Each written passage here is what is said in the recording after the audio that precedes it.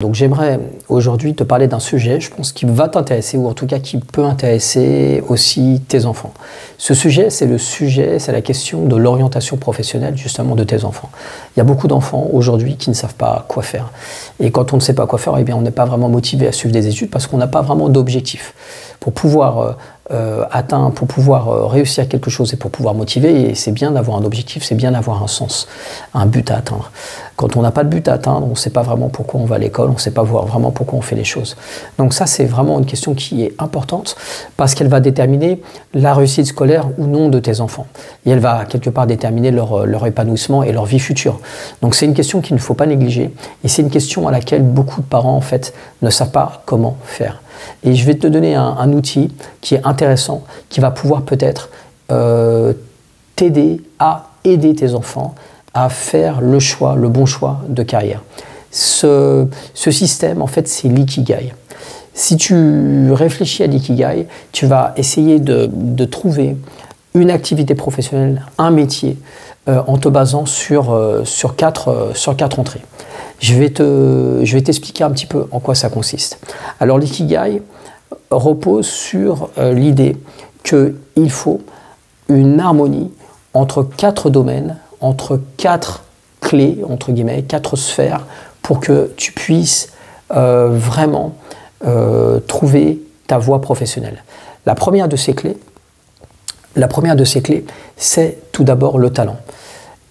Il faut que ton enfant, lorsqu'il commence à réfléchir au métier qu'il pourrait faire, à l'activité professionnelle qu'il aimerait faire, et donc aux études qu'il va devoir suivre, il faut qu'il réfléchisse à où est-ce que j'ai du talent, où est-ce que je suis vraiment bon. Ça, c'est un aspect important parce que quoi que tu fasses plus tard dans ta vie, si tu n'as aucun talent, et si tu n'es pas bon, tu ne vas pas pouvoir exceller. Et si tu ne peux pas exceller, en fait, tu ne vas pas pouvoir te différencier suffisamment des autres. Peut-être que tu vas être mis en concurrence avec des personnes qui sont plus douées que toi, et ce qui va faire que tu vas avoir du mal à réussir dans le domaine professionnel et dans ta carrière professionnelle. Le deuxième aspect, c'est le fait qu'il doit y avoir, en plus de ce talent, il doit y avoir un besoin. Il doit y avoir de l'autre côté une demande du marché. Admettons que tu sois super talentueux dans un domaine. Disons que, je vais te donner un exemple, que toi, depuis que tes enfants sont tout petits, tu les as entraînés par exemple, à faire de la musique, ou tu les as entraînés, tu les as inscrits pour faire des cours de peinture, ou tu les as inscrits pour faire du sport, d'accord ? Ils vont arriver à l'âge de 18, 19, 20 ans, ils vont être hyper doués, ils vont être hyper performants, ils vont être hyper talentueux. D'accord, ils vont jouer super bien du piano, faire de magnifiques dessins, ou alors ils vont être des artistes dans un sport. Mais la question c'est, est-ce qu'il y a une vraie demande du marché à côté de ça? Est-ce que ce talent peut être transformé en un métier? Pour ce que tu peux faire, si jamais en fait ton enfant il a un intérêt, il aimerait savoir est-ce qu'il y a une demande dans ce dans quoi j'ai du talent, ben, tout simplement, c'est de taper le nom sur un moteur de recherche, par exemple comme LinkedIn, donc un moteur de recherche qui est sur une plateforme de recherche d'emploi. Donc il va sur LinkedIn et il va taper le mot-clé. Le mot-clé, par exemple, si lui, il est passionné de pâtisserie, il va taper pâtissier.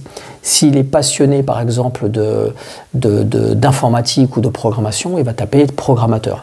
S'il est passionné de sport, sport, il va taper entraîneur sportif, par exemple, ou coach sportif. Et l'idée, c'est de regarder les résultats. Est-ce que dans ce domaine-là, est-ce qu'il y a beaucoup de résultats? Il y en a quelques dizaines, il y en a quelques centaines ou il y en a quelques milliers. Donc tu sélectionnes bien, tu regardes bien les annonces qui ont été publiées les 3 derniers jours, par exemple, pour avoir une idée de la demande du marché. Et si tu vois que dans le domaine dans lequel tu as vraiment du talent, il y a une énorme demande de l'autre côté, ça c'est positif, d'accord? Donc c'est bien d'être talentueux, c'est bien d'être bon, mais il faut vraiment que d'un point de vue professionnel, tu puisses convertir ça en un métier qui est demandé, dans lequel il y a beaucoup d'offres d'emploi. Sinon, tu vas te retrouver comme ces millions de gens qui sont passionnés de quelque chose, des artistes, il y a souvent des artistes, tout ça, mais qui malheureusement galèrent et ne trouvent pas de travail.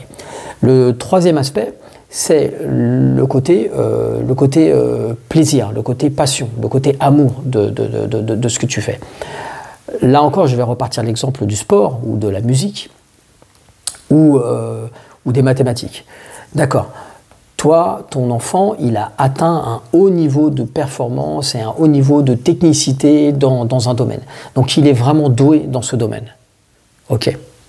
Mais est-ce qu'il aime, est-ce qu'il éprouve du plaisir quand il fait ça?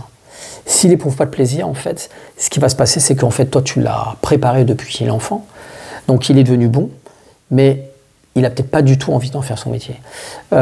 Et cet aspect-là, cet aspect plaisir, il est vraiment important. Il faut que tu aimes, il faut que ton enfant aime faire ça, cette activité. Pourquoi?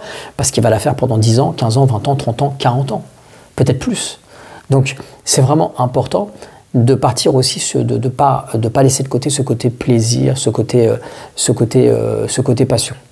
Donc ça, c'est notre troisième élément. Et malheureusement, si toi, tu as été derrière depuis qu'ils sont petits, il n'est pas sûr qu'à 20 ans, à 25 ans, ils continuent à avoir envie de faire ça. Parce qu'ils l'ont peut-être fait pour te faire plaisir. Donc le côté passion, le côté amour, il n'y est peut-être plus. Donc ça, c'est un élément important.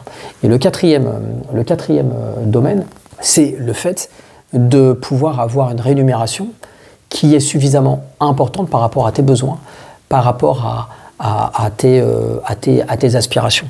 Dans tous les cas, ce que toi tu as besoin, c'est de pouvoir gagner suffisamment ta vie pour pouvoir continuer à exercer ce métier pendant des dizaines d'années. Si tu ne parviens pas à gagner ta vie, tu ne vas pas pouvoir être autonome, tu ne vas pas pouvoir t'acheter ton appartement, tu ne vas pas pouvoir élever ta famille, et au final, tu ne vas pas pouvoir continuer ce métier et tu vas être obligé de te reconvertir ou de changer de métier. Donc ce quatrième aspect, même pour les gens qui ne sont a priori pas intéressés par l'argent, il reste quand même important. Parce que peu importe, si tu es doué, si tu es passionné, et s'il y a une demande, mais par contre, ça ne paye pas, ou ça ne paye pas suffisamment, tu ne pourras pas en vivre, et au fur et à mesure, tu vas t'épuiser, tu vas tellement vivre de manière précaire que ça va devenir trop difficile, et ça va générer une souffrance.